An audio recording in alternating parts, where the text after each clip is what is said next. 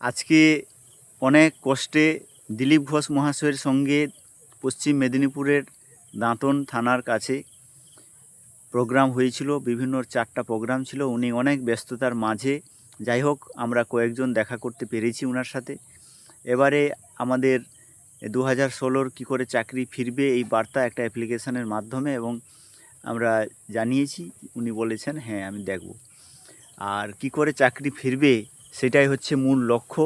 আপনারা সবাই বিভিন্ন এমএলএ এমপিদের সঙ্গে দেখা করুন। আর শিক্ষামন্ত্রী যেহেতু বার্তা দিয়েছেন যে মানবিক দৃষ্টিতে সরকারের রুলস রেগুলেশন অনুযায়ী এবং আমাদের কি করে চাকরি ফেরানো যায় 2016 সেটা উনি দেখবেন।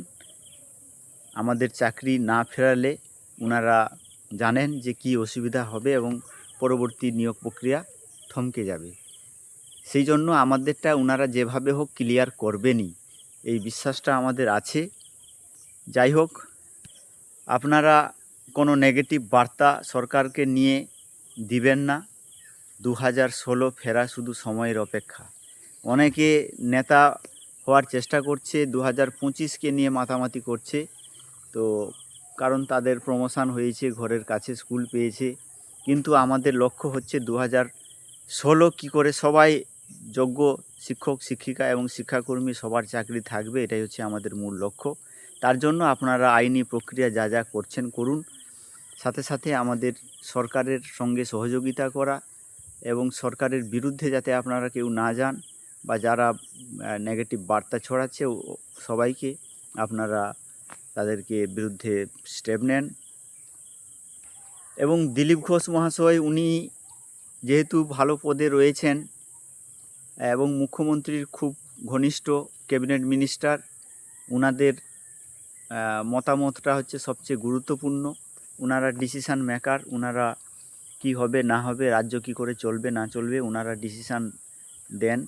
তাই ক্যাবিনেট মিনিস্টার হিসাবে দিলীপ ঘোষের মহাশয়ের সঙ্গে যে আমি দেখা করতে পেরেছি তার জন্য আমি ধন্যবাদ দিতে চাইছি, যিনি দেখা করিয়ে দিয়েছেন।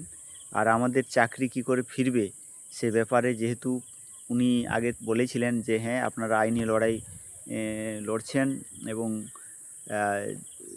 মাঠেও লড়াইও চালিয়ে যান এবং শেষ পর্যন্ত যাতে কেউ বিট্রে না করে, এই কথাটা বলেছিলেন।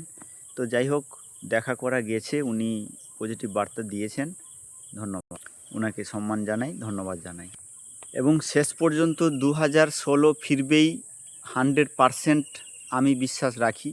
আপনারা বুঝে যাবেন, কারণ এই সরকার বিভিন্ন আইনি পদক্ষেপ ছাড়া কিছু হবে না সেটা জানেন।